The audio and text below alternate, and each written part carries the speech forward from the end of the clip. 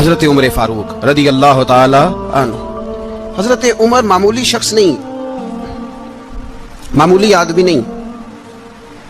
کچھ لوگ صدیوں کے بعد پیدا ہوتے ہیں اور کچھ لوگ ایسے ہوتے ہیں جو ایک ہی بار پیدا ہوتے ہیں، ان جیسا دوسرا پیدا ہوتا ہی نہیں، دوسرا ان طرح کا پیدا ہوتا ہی. حضرت عمر رضی اللہ تعالیٰ عنہ جیسی شخصیات پیدا ہی نہیں ہوتی دوبارہ. سارے صحابہ در رسالت مآب پہ خود آئے. یہ وہ عظیم شخص ہے جسے اللہ کے محبوب نے اللہ سے مانگ کے لیا، کہا اے اللہ یہ مجھے دے دے. اللہ سے مانگ کے لیا. اس لیے صوفیاء کہتے ہیں کچھ مرید ہوتے ہیں کچھ مراد ہوتے ہیں. کچھ مرید ہوتے ہیں کچھ مراد ہوتے ہیں. مرید وہ ہوتا ہے جو چل کے آتا ہے، آ کے مرید ہوتا ہے. مراد وہ ہوتا ہے جسے کہا جاتا ہے کہ یہ کبھی میرا بن جائے نا، یہ کبھی آ جائے نا، میرا بن جائے، اس کو مراد کہتے ہیں. حضرت عمر مصطفیٰ کریم کی مراد ہیں، حضور کی مراد ہے. اللہم اعز الاسلام بے اسلام عمر ابن خطاب. اے اللہ اسلام کو عزت دے دے، میرے عمر کو کلمہ پڑھنے کی توفیق عطا فرما دے. اور کیسے دعا مانگی؟ او یار حضرت عمر کی تو اس فضیلت کا کوئی جواب نہیں دے سکتا. میرے رسول پاک علیہ السلام سب کے لیے دعا مانگتے ہیں نا، حضور کی دعا عام ہے، لیکن مصطفیٰ کریم نے کعبے کا غلاف تھام لیا اور غلاف کعبہ کو حضور نے سینے سے لپٹایا اور سینے سے چمٹا کے کہا اللہ میں نے تو کبھی سوال ہی زیادہ نہیں کیے، میں کرنے آیا ہوں، مجھے عمر دے دے، عمر دے دے. حضور نے مانگ کے لیا. اور پھر جب جس کو حضور مانگے اللہ سے کہ حضرت عمر رضی اللہ تعالیٰ عنہ کا آج یوم شہادت ہے، میرا تو دل کرتا تھا کہ فجر سے باتیں شروع ہوں اور سارا دن ہی عمر کی باتیں ہوتی رہیں، سارا دن جناب عمر کی باتیں، سارا دن. اس لیے کہ ذکر جناب عمر کا ہوگا پر راضی اللہ کے رسول ہوں گے صلی اللہ ہو تو جاگ کے بیٹھے، خوش ہو کے بیٹھے. ہمارے ہاں منایا ہی نہیں جاتا. بابے اللہ کی تا ساون پادروں اسو کتا تے منڈے جنوری فروری، تو اسلامی سال بھی گیا اور وہ تاریخیں بھی ساری گئیں. یکم محرم امت مسلمہ کے لیے بہت بڑا دن ہے، بہت بڑا دن. یہ شہادت ہے حضرت عمر فاروق کی رضی اللہ تعالی عنہ. یہاں چھوٹی چھوٹی باتوں پہ گورنمنٹ چھٹی کرتی پھرتی ہے، چھوٹی چھوٹی باتوں.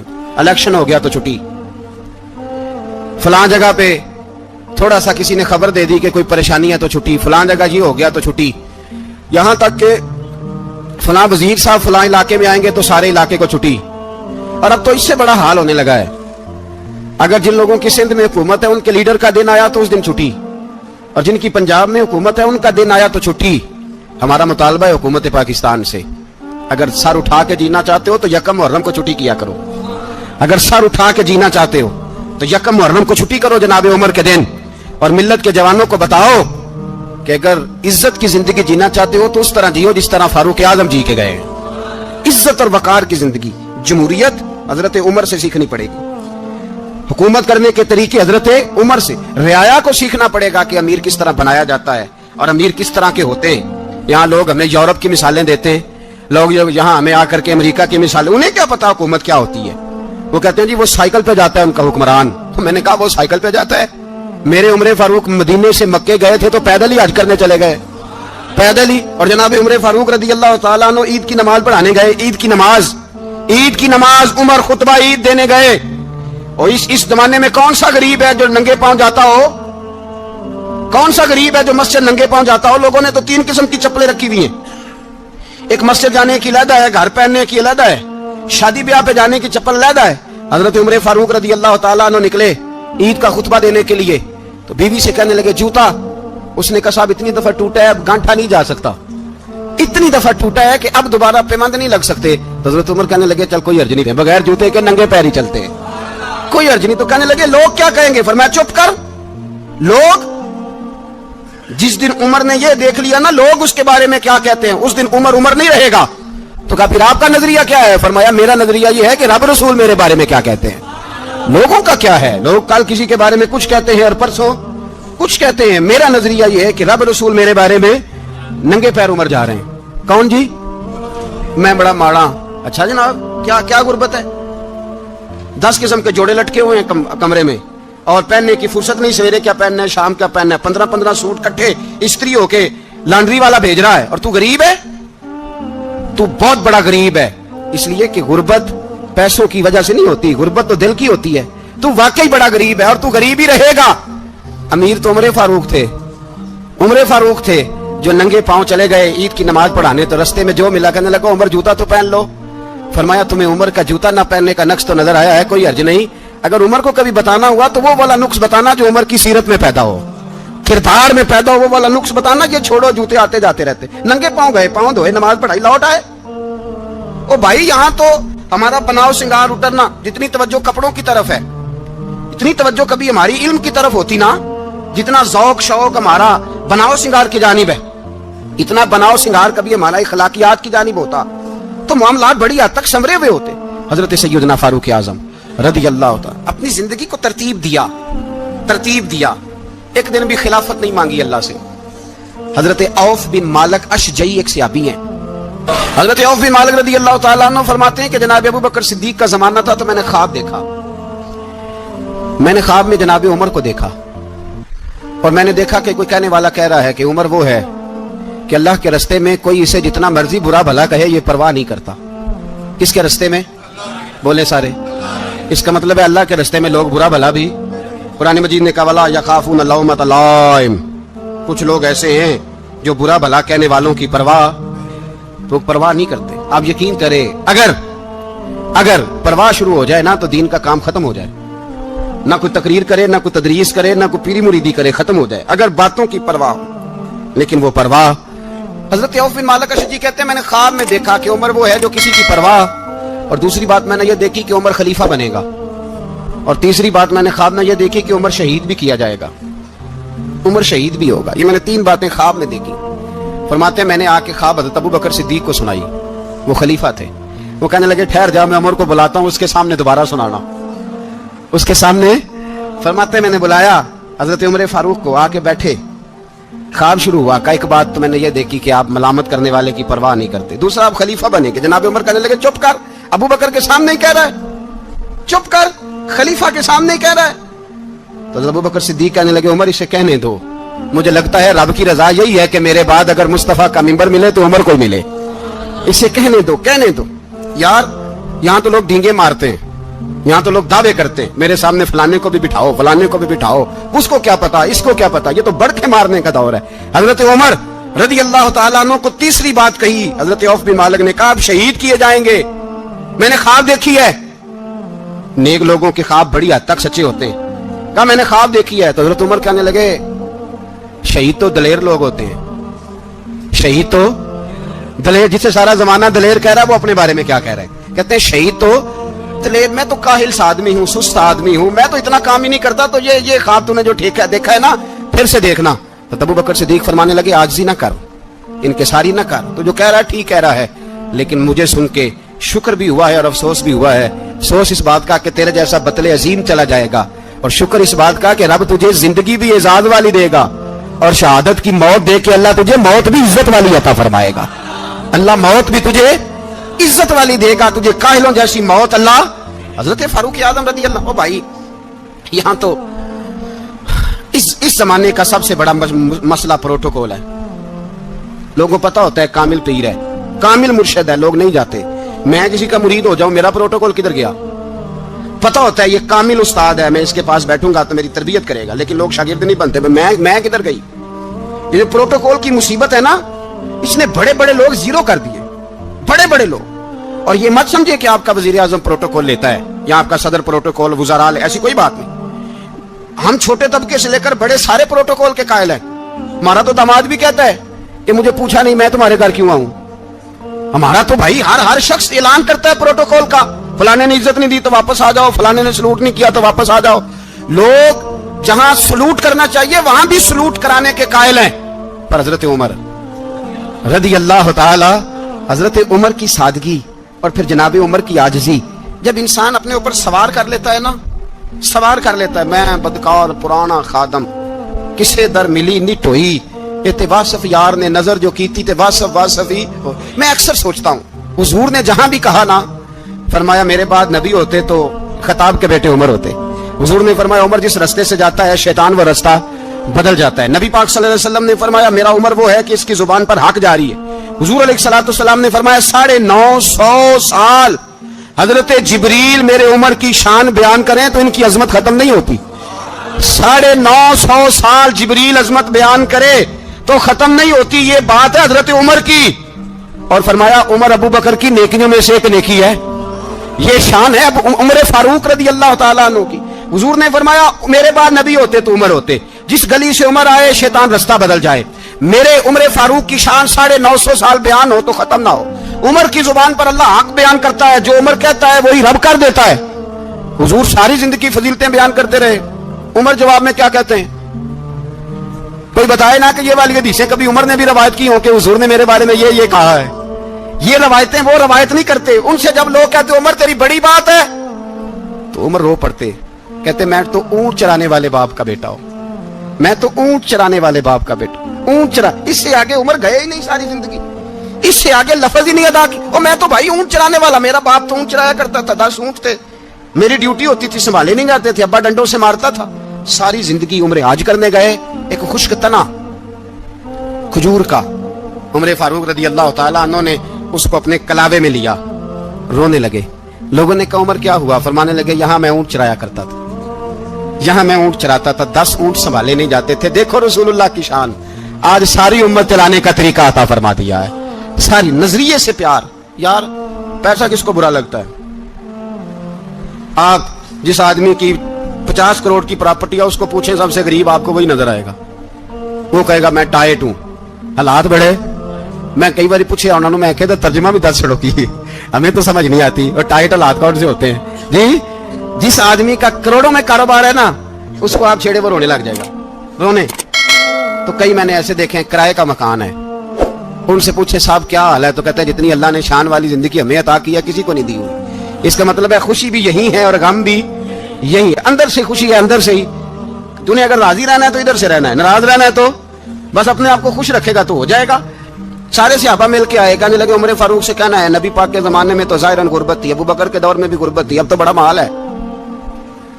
उमर से सिफारिश करो कि उमर नया कुर्ता पहना करे। मुल्कों के सफीर आते, उमर वही फटी पुरानी चादर ओढ़ के और वही कई जगह पे पेबंद लगे सूट पहन के सफीरों के सामने बैठ जाता है।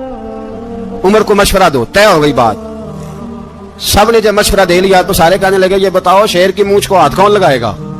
कहना किसने है, बंदा भी तो ढूंढो ना। उन्होंने कहा जनाब मेरा ये ख्याल है कि मौला अली शेर खुदा कहेंगे, क्योंकि जिस शख्स की उमर को सबसे ज्यादा हया करते देखा वो शेर खुदा मौला अली है रदी अल्लाह ताला अली कहेंगे। इसलिए कि जनाब अली तो कई दफा जब गुफ्तगू करते थे तो हजरत उमर चुप कर जाते थे और फरमाते थे अली ना होता तो मैं हलाक हो जाता।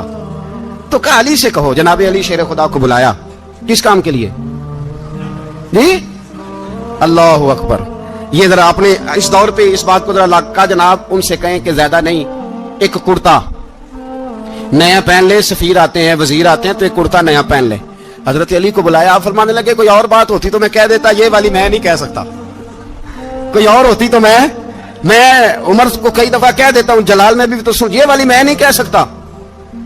मैं तुम्हें एक मशवरा देता हूं। कहा वो क्या? कहने लगे सैयदा आयशा सिद्दीका से कहो, वो मोमिनों की माँ है, उमर टालेगा नहीं। अम्मा जी से जाके कहा अम्मा जी नया कुर्ता उमर से कहीं पहन लें, वजीर आते हैं बड़े बड़े लोग, तो चलो कोई अर्ज नहीं। अम्मा जी ने कहा अच्छा कोई बात नहीं मैं बुला लेती हूँ। जनाबे आयशा ने पैगाम भेजा। जब खादम ने कहा ना मुस्तफा के घर से पैगाम आया है, तो 20 लोग बैठे थे। उमर कांपते हुए उठे, कांपते दौड़े। हजरत आयशा पर्दे में थी तो फरमाती है उमर अत्ताहियात की हालत में बैठ गए। कहा अम्मा जी देर तो नहीं हो गई मुझे आने में?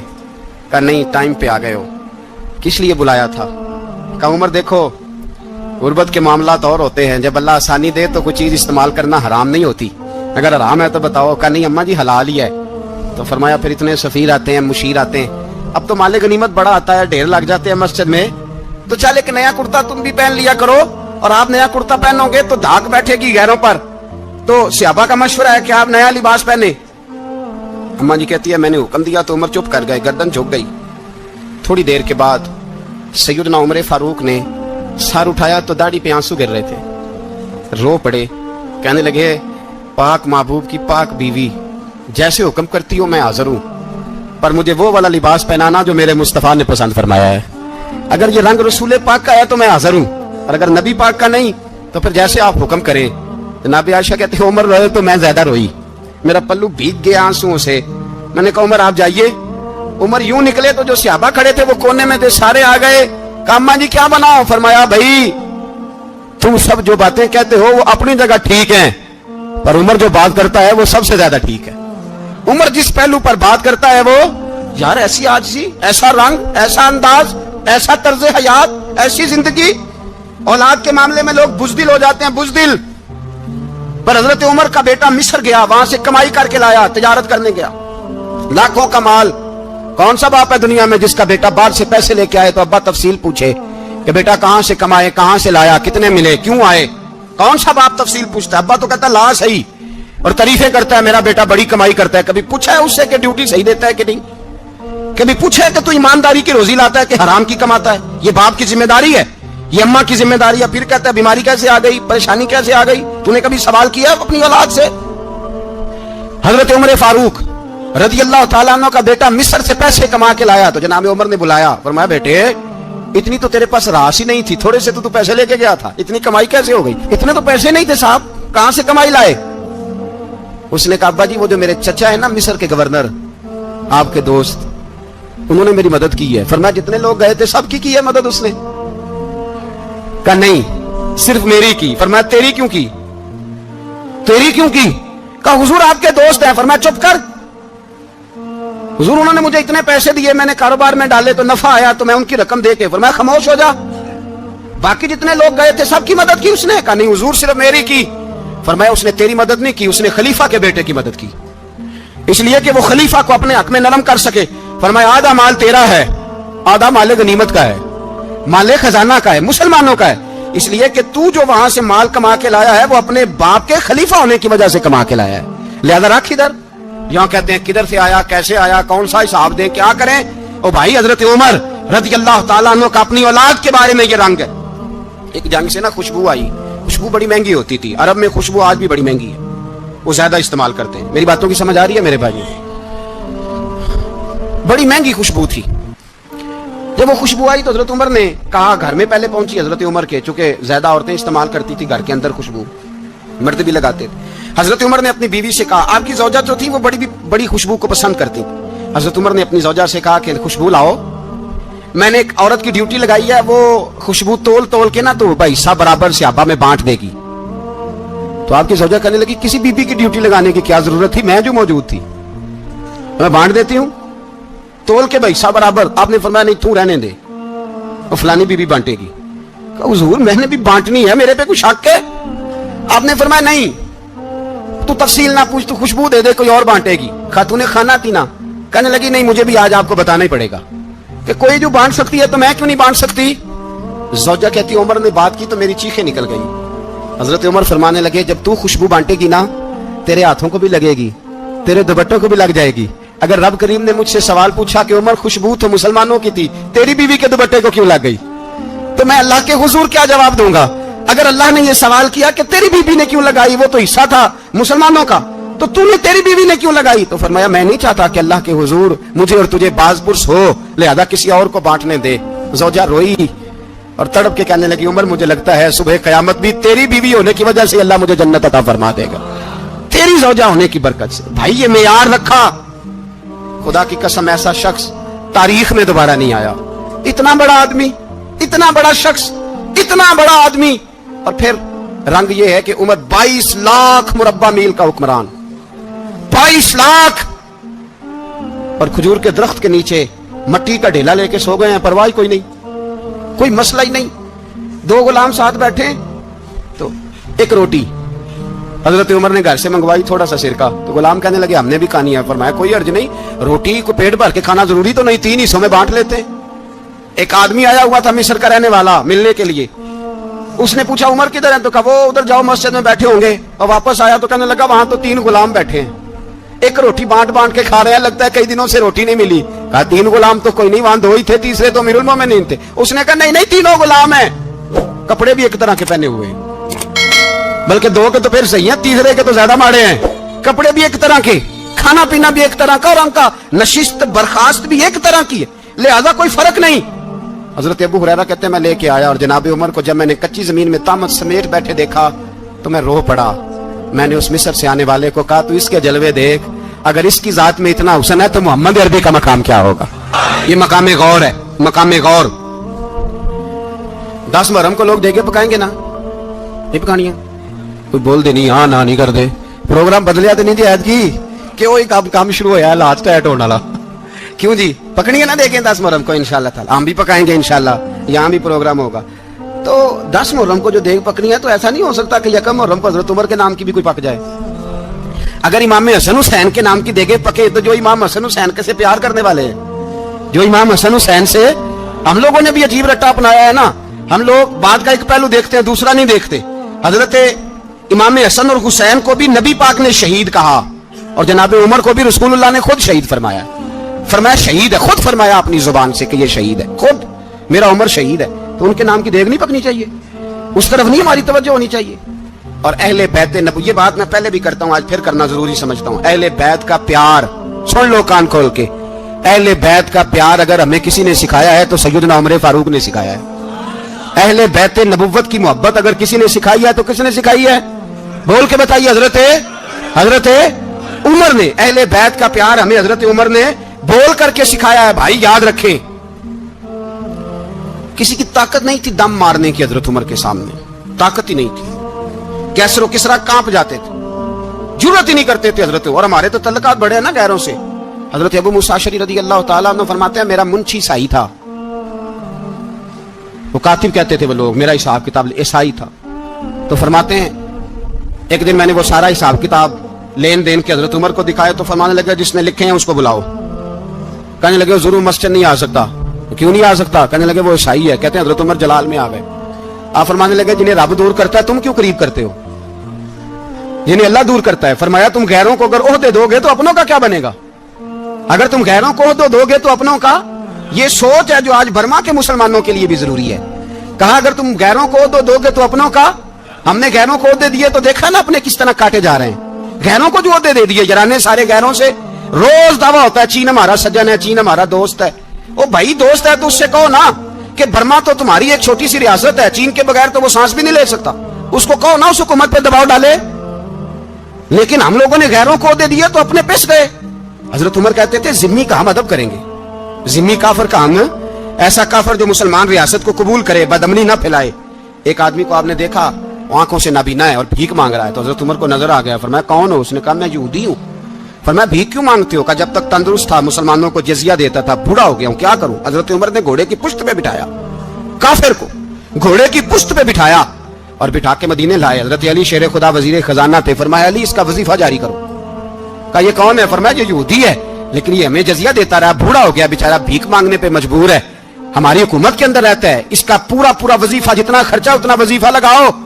حضرت علی کہتے ہیں میں وظیفہ لگا رہا تھا اور وہ میرے نبی کا کلمہ پڑھ رہا تھا، وہ رسول اللہ کا کلمہ پڑھ رہا تھا. یہ مزاج، یہ نہیں کہ کافر. حضرت عمر نے گورنروں کو خط لکھے تھے کہ زبردستی کسی کو مسلمان نہیں کرنا، جہاں ان کی عبادت گاہیں بنی ہو گرانی نہیں، کوئی مندر کوئی گرجا ضائع نہیں کرنا. اسلام سب کو جینے کا موقع دیتا ہے، پر بے ایمانوں ظالموں بدذاتوں تمہیں یہ کہتا ہے کہ ہم تمہیں جینے کا موقع دیتے، تم بھی مسلمانوں کو جینے کا موقع دو.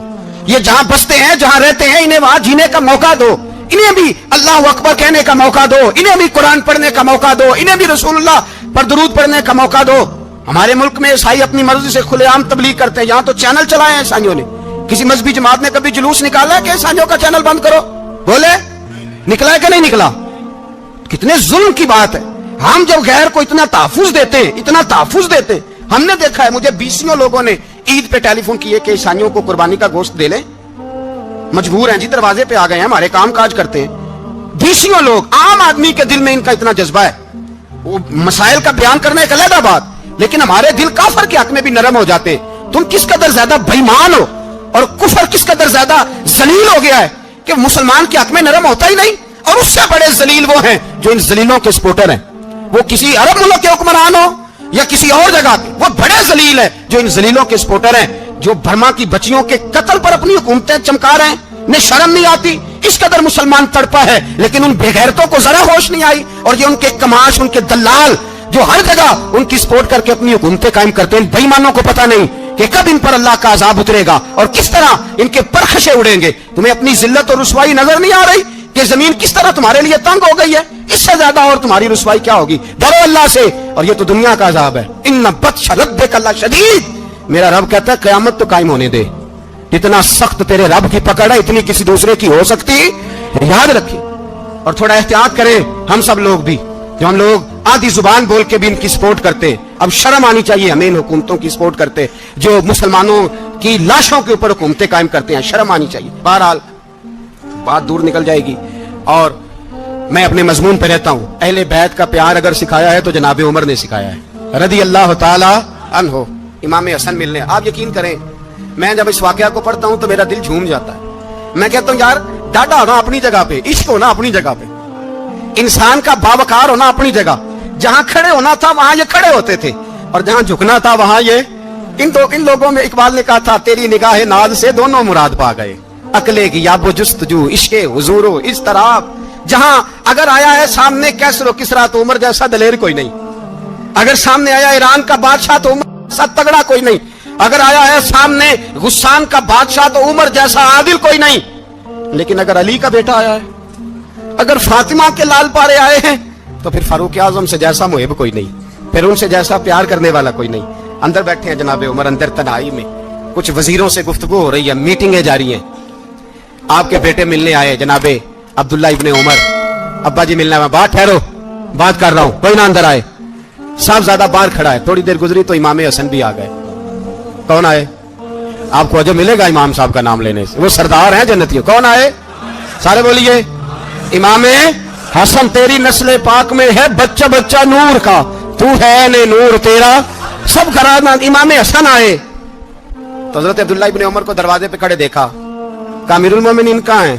کہنے لگے حضرت عمر کے بیٹے، کہنے لگے وہ اندر بیٹھے، کچھ میٹنگ ہو رہی ہے، اور انہوں نے کہا کوئی اندر نہ آئے، لیکن آپ جانا چاہیں تو چلے جائیں، آپ جانا چاہیں تو، تیری نسل پاک میں ہے بچہ بچہ نور، آپ جانا چاہیں تو چلے جائیں۔ تو انہوں نے کہا جب آپ باہر کھڑے ہیں تو مجھے کوئی اتنا ضروری کام نہیں، اور ابھی زور کی نماز تھوڑی دیر میں ہوگی، میں مسجد میں مل لوں گا امیر المومنین سے۔ یہ بات کہہ کے امام حسن چلے گئے۔ یار اتنی بڑی بات نہیں تھی، اتنی بڑی بات نہیں تھی، وہ میرے استادوں کا بیٹا بھی آئے تو کہا ٹھیک ہے جی وہ سوئے ہوئے ہیں، کوئی غرض نہیں یار میں ٹھہر کے آ جاؤں گا، کوئی بڑی بات نہیں تھی، دیکھا جائے تو بڑی بات نہیں تھی، پر بات بہت بڑی تھی، اس لیے کہ یہ خالی حسن نہیں، یہ حسن ابن علی ہے، یہ حضرت فاطمہ کے لخت جگر۔ حضرت عمر باہر نکلے، عبداللہ ابن عمر سے پوچھا کوئی آیا تو نہیں؟ تو کہا حضور امام حسن آئے تھے۔ تو کہا پھر شہزادے کو اندر کیوں نہیں بھیجا؟ کہا میں نے کہا تھا، وہ کہنے لگے اگر امیر المومنین مصروف ہیں تو میں ظہر میں مل لوں گا۔ حضرت عمر رونے لگے، فرمایا بیٹے تو نے اچھا نہیں کیا۔ پھر مسجد نہیں گئے، سیدھے امام حسن کے دروازے دستک دی، امام حسن باہر آئے، کہا شہزادے آئے تھے تو ملے کیوں نہیں؟ تو امام حسن کہنے لگے حضور آپ کا اپنا بیٹا دروازے پہ کھڑا تھا، آپ کا اپنا بیٹا دروازے پہ کھڑا تھا، وہ منع بھی کیا تھا آپ نے تو میں زور میں مل لیتا۔ حضرت امام حسن فرماتے جوش جذبات میں جناب عمر نے سر سے پگڑی اتار دی، جوش جذبات میں کہنے لگے حسن میرے بیٹے کا اور آپ کا کیا مقابلہ؟ کیا اس کی ماں کا نام فاطمہ الزہرا ہے؟ کیا اس کی نانی کا نام خدیجۃ الکبریٰ ہے؟ کیا اس کے نانے کا نام محمد مصطفیٰ ہے؟ آپ کا اور اس کا کیا مقابلہ؟ پھر رو پڑے اور کہنے لگے بیٹے میں مکے کے صحراؤں میں اونٹ چرایا کرتا تھا، یہ جو میرے سر پر عزت کے بال ہیں یہ تیرے نانے کے اگائے ہوئے ہیں، میں مکے کے خبردار شہزادے خبردار۔ او بھائی اہل بیت نبوت کے ادب کا رنگ اگر سکھایا ہے تو سیدنا عمر نے سکھایا ہے۔ حضرت عمر فاروق اتھارٹی ہے، اسلام کی اتھارٹی۔ یکم محرم حضرت عمر کی شہادت ہے، یہودی بول اٹھا، کافر بول اٹھا، اگر 6 مہینے عمر دنیا میں اور رہتے تو دنیا میں کوئی کافر موجود نہ ہوتا، 6 مہینے۔ اور جب اس بطل جلیل کا جنازہ اٹھا، اللہ بخاری پڑھیے نا، اللہ مرزقنا شہادت فی سبیلک، اللہ بسترے کی موت نہ دینا، شہادت کی دینا۔ عمر شہید ہوئے، مسجد نبی میں نماز پڑھاتے، اور جب جنازہ اٹھا تو مدینے کا پھر پیچھے جو دلیر بچے وہ مولا علی تھے، مولا علی۔ جناب عمر کا جنازہ اٹھا تو سب سے پہلی ہائے جو نکلی وہ حضرت علی کی زبان سے نکلی، اور حضرت علی ساری داڑھی آنسوؤں سے بھر گئی۔ لوگوں نے کہا کہ علی کیا ہوا؟ فرمانے لگے تم دیکھ نہیں رہے جنازہ کس کا اٹھا ہے، پلٹ کے دیکھو تو صحیح، پتہ نہیں یہ کون گیا ہے۔ کہ حضور کیا ہوا؟ اب فرمانے لگے عمر اس طرح کے کام کر کے گیا ہے، اب ان کے رستوں پہ کون چلے گا؟ کون اس کے جگر راہ وفا میں میں نقش ایسے چھوڑ آیا ہوں، میں جس منزل سے گزرا ہوں وہ اب تک یاد کرتی ہے۔ حضرت علی حضرت عمر کے جنازے پہ کھڑے ہو کے کہتے ہیں اللہ مجھے اس طرح کے عمل کرنے کی توفیق دے جس طرح کی عمر کر کے گیا.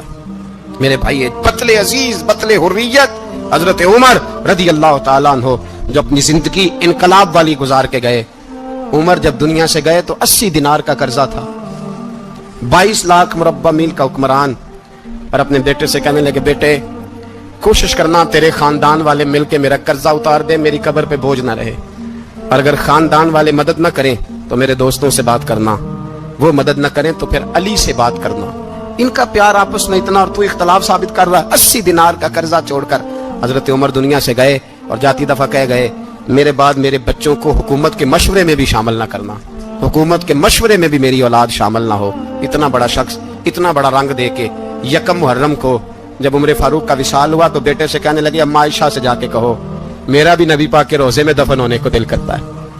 ایک قبر کی جگہ ہے اما جی نے اپنے لیے رکھی ہے, بخاری ہے بخاری. حضرت عائشہ کے پاس صاحبزادے گئے, کہنے لگے اما جی عمر کو زخم لگ گیا ہے, حالت بڑی پریشانی والی ہے. وہ کہتے ہیں اگر اما اجازت دے. سید عائشہ رو پڑی, فرمانے لگی کہ اپنی قبر کی جگہ تو نہیں نا کسی کو دیتا. پر عمر نے کمال ہی بڑا کیا, اسے کہو جاؤ گنبد خضرا میں قیامت تک جو مصطفیٰ پہ اور ابو بکر پہ سلام پڑے گا وہ تجھ پہ بھی سلام پڑھ کے جائے گا. ایک دن لوگوں نے کہا عمر تو بڑا اصول پسند ہے پر یہ مسجد نبی کی گلی میں جو نبی پاک کے چچا حضرت عباس کا پرنالہ لگا ہوا ہے اور وہ سب لوگوں کے کپڑے کیچڑ سے بھر دیتا ہے, وہ پرنالہ نہیں نظر آتا گلی میں لگا ہے. اب تو ہمارے پرنالے اور طرح کے ہیں نا, تو جو حرم شریف میں آپ میزاب رحمت ہے وہ دیکھا نا آپ نے, وہ پرانے زمانے میں جو لوہے کے پرنالے ہوتے تھے تو وہ واقعی پوری گلی جو تھی نا وہ گزر کوئی نہیں سکتا تھا. اتنا اچھا شاور ہوتا ہی کوئی نہیں تھا جتنا وہ ہوتا تھا. وہ بڑا تگڑا قسم کا پرنالہ ہوتا تھا تو کوئی شے نہیں گزر سکتی تھی بڑی دیر تک. بارش کے رکنے کے بعد بھی ساری چھت سے جب تک پوری مٹی اور پوری توڑی ساری نہیں نا اتر جاتی تھی تب تک وہ پرنالہ نہیں سانس لیتا تھا, تو پرنالہ بہتا تھا. اور وہاں سے بڑا مین گلی تھی مسجد کو آنے کی, لوگوں کے کپڑے آلودہ ہو جاتے. ایک دن لوگوں نے حضرت عمر سے کہا یہ پرنالہ نہیں نظر آتا, یہ نہیں اصول پسندی. تو جناب عمر فاروق رضی اللہ تعالیٰ عنہ فرمانے لگے اتار دیتے ہیں پرنالہ, یہ بھی اصول پسندی ہے, اتارتے ہیں. حضرت عمر فاروق نہ گئے اور شارحین نے لکھا ہے کہ اونٹ کے اوپر بیٹھ کر آپ نے یوں پکڑ کے نا پرنالہ کھینچا اور جناب عباس کے گھر والوں سے فرمانے لگے 4 کونے ہوتے ہیں گھر کے, چھت کے 4 کونے ہیں, کسی اور میں لگا لو پرنالہ کو, ضروری ہے کہ نمازیوں والی گلی پہ لگایا جائے. یہ کہہ کے آ گئے, کسی کی جرت تھی بات کرے. حضرت عباس آئے تو لوگوں نے آ کے کہا کہ عمر نے پرنالہ کھیڑ دیا اور فرمایا کہ 4 کونے کہیں اور لگا لو. تو حضرت عباس مسکرائے. لوگوں نے کہا مسکراتے کیوں ہو؟ فرمانے لگے کوئی مسئلہ نہیں, عمر خود آ کے لگا کے جائے گا. جیسے وہ کھیڑا ہے ویسے. لوگوں نے کہا وہ عمر ہے, عمر کو بدلنا اور اس کی بات کو بدلنا اور اتنی جرت کہ وہ لگا کے جائے, جس بندے کو دیکھ کے شیطان گلی کا رستہ بدل جاتا ہے, آپ اس کی بات کر رہے ہیں. فرمایا میں نے کہہ دیا نا عمر لگائے گا, تو انشاءاللہ عمر لگائے گا. حضرت عباس مسجد میں آئے, نماز پڑھی تو کہتے میں نے بات چھیڑی دی. عمر خود کہنے لگے کہ حضور آپ سے تو امید نہیں تھی. حضرت عباس سے کہنے لگے بھئی جگہ بھی ہے, 4 کونے ہوتے ہیں گھر میں, کو ضروری ہے اسی کونے پہ لگے جہاں سے نمازی گزرتے ہیں. یہ بخاری مسلم کی حدیث ہے. حضرت عباس کہنے لگے عمر 4 کونے ہیں, میرے پاس جگہ بھی ہے پرنالے کی, میں نے بھی کئی دفعہ سوچا تھا وہ کھیڑ دوں, اور میں بھی اسی گلی سے گزرتا ہوں, میرے کپڑوں پہ بھی کیچڑ بڑی دفعہ پڑا ہے, پر مجبوری یہ ہے وہ کھیڑ اس لیے نہیں سکتا کہ یہ پرنالہ میرے نبی کریم نے اپنے دستے مبارک سے لگایا تھا. فرمایا میں مکان بنا رہا تھا, چھت بنا رہا تھا, تو حضور اچانک آ گئے, اور کئی لوگ گواہ ہیں اس کے. رسول کریم تشریف لائے اور نبی پاک علیہ السلام نے فرمایا لاؤ چچا تھوڑا میں بھی کرتا ہوں, اور پھر میرے نبی کریم صلی اللہ تعالی علیہ وسلم نے اپنے دستے مبارک سے یہ پرنالہ لگایا تھا. کئی دفعہ سوچا وہ کھیڑ دوں, پھر سوچتا ہوں حضور نے لگایا تھا. لیکن چلو اب تو علت پائی گئی, اب تو سمجھ آ گئی, اصول بن گیا. اب تو اصول بن گیا نا, تو ٹھیک ہے آپ اب اس طرح کرے, وہ کھیڑ دیا تو ٹھیک ہے. جناب کہنے لگے پہلے کیوں نہیں بتایا؟ بھئی وہ نمازیوں پہ چیٹے پڑتے ہیں, گلی کا رستہ ہے. فرمایا پڑھتے ہیں تو پڑھتے رہے, آپ نے بتایا کیوں نہیں؟ حضرت جناب عباس کہنے لگے کہ آپ کا کیا خیال ہے کہ میں یہ کروں گا کہ لوگوں پہ چھینٹے پڑے اور مجھے پرواہ نہ ہو؟ حضور نے لگایا تھا. حضرت عمر فاروق نے نا جناب عباس کا بازو تھاما، تن تندور تے ہڈاں دا بالن، بازو تھاما اور تھام کے نا اسی جگہ لے گئے جہاں پرنالا و کھیڑا تھا. پہلے تو اونٹ پہ چڑھ کے لگایا تھا نا، تو اب کہنے لگے حضرت عباس سے کہ آپ نا میرے کندھوں پہ چڑھ جائیں، میرے کندھوں پہ تن تندور تے ہڈاں دا بالن، اسی ہاواں نال تپایا، کپ کپ مکیاں پیڑے کیتے، اتوں عشق پلے تھن لایا، تن دا سالن تے من دی ہانڈی، لون صبر دا پایا، غلام فریدا وے میں ساری تیری. تینوں اجے یقین نہیں آیا؟ فرمایا خود لگائیے. حضرت عباس رضی اللہ تعالیٰ عنہ وہ پرنالا لگا کے اترے تو حضرت عباس بھی رو رہے تھے اور جناب عمر بھی رو رہے تھے، آنکھوں میں آنسو تھے. فرمایا ہم یہ نہیں دیکھیں گے کہ علت کیا ہے، وجہ کیا ہے، ہم تو یہ دیکھیں گے کہ رسول اللہ کی نسبت کیا ہے. نبی کریم علیہ الصلوۃ والسلام کے دست مبارک لگ گئے، ساری وجوہات ختم ہو گئی.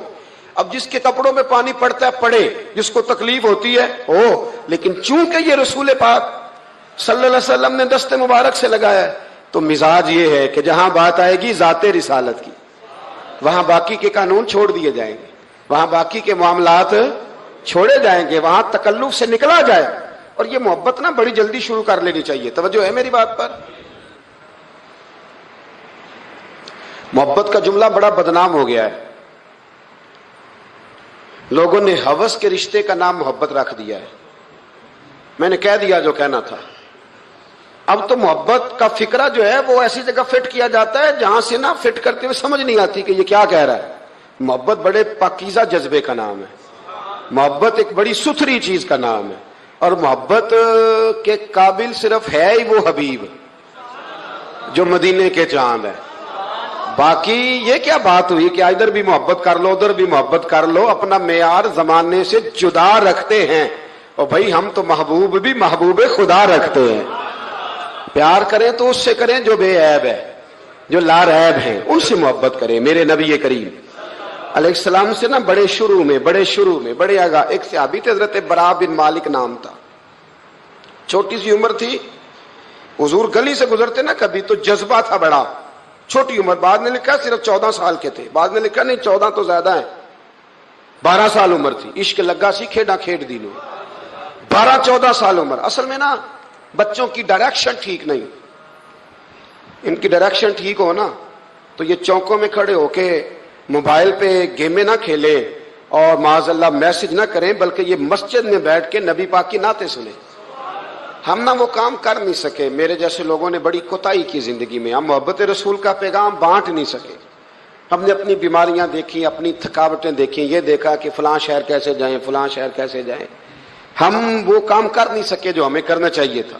ذمہ تھا، باپ کی ذمہ ہے. نبی پاک نے فرمایا ماں باپ کی ڈیوٹی ہے اپنی اولاد کو میری محبت سکھائیں. پر ہم وہ رنگ دے نہیں سکے، ہم وہ مزاج دے نہیں سکے، ہم نے وہ کوتاہی کی. ہم نبی پاک کا حسن، حضور کی سیرت، اخلاق عالیہ، کردار، گفتار، رفتار، انداز، تربیت، وہ ساری باتیں قوم کو بیان نہیں کر سکے. اس لیے لوگ وہاں پہنچے نہیں، ورنہ مغز قرآن روح ایمان جانے دی ہست حب رحمت للعالمین، ہم وہاں تک لے جا نہیں سکے. حضرت برا بن مالک نا 12 سال کی عمر ہے، 12 سال.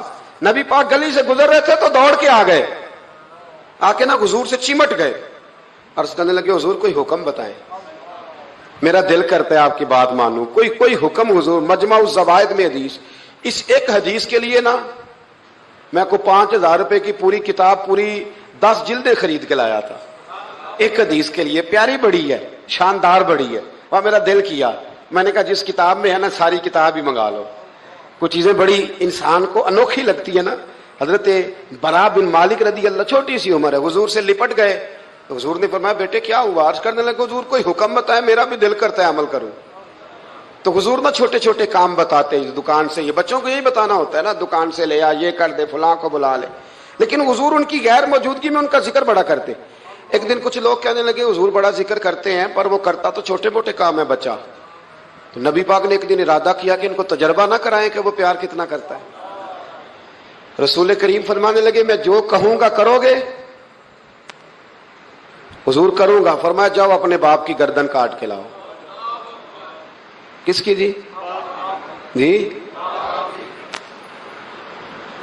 بات تو محبت کی ہو رہی ہے، کڑوی سی بات نہ کر لوں، کڑوی سی رہنے دیتے، آپ کا پروگرام نہیں تو چھوڑ دیتے، آگے بڑھ جاتے، ذرا کڑوی سی ہے، کر لوں جی، بولیے۔ یعنی باپ کی، ہم محبت رسول میں صرف داڑھی کی بات کرتے ہیں، کسی کی گردن کی نہیں، صرف ہم کہتے ہیں حضور سے محبت ہے تو میں نے کہا تھا نا کڑوی ہے، آپ نے مجھے گھورنا شروع کر دیا اور خاصا تیز گھور رہے ہیں آپ، اور خدا کے بندو یہ رسول اللہ کی سنت ہے، کسی کو نہ اچھی لگے، کسی کوئی تعریف نہ کرے، پر میرے رسول کو تو اچھی لگتی ہے کہ نہیں؟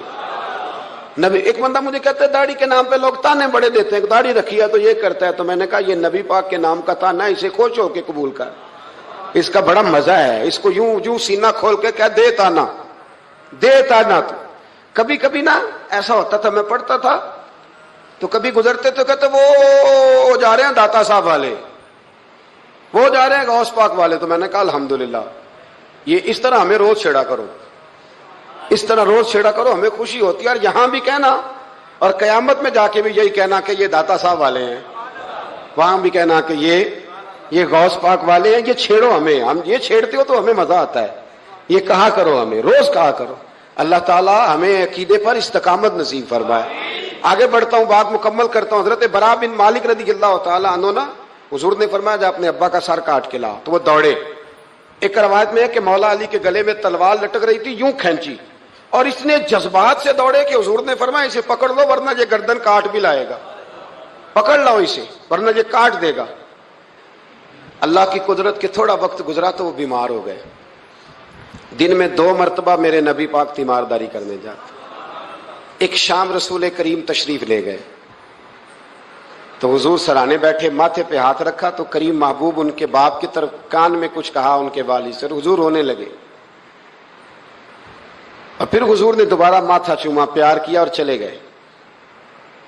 حضرت برا بن مالک چھوٹی عمر تھی، کچھ نے لکھا طلحہ بن برا نام تھا ان کا، تو حضرت طلحہ بن برا نا اپنے ابا کو قریب بلایا اور چارپائی میں بٹھایا، کہنے لگے ابا جی حضور کیا فرما گئے؟ کہا بیٹا تیرے والی بات نہیں۔ کہا نہیں بتائیے۔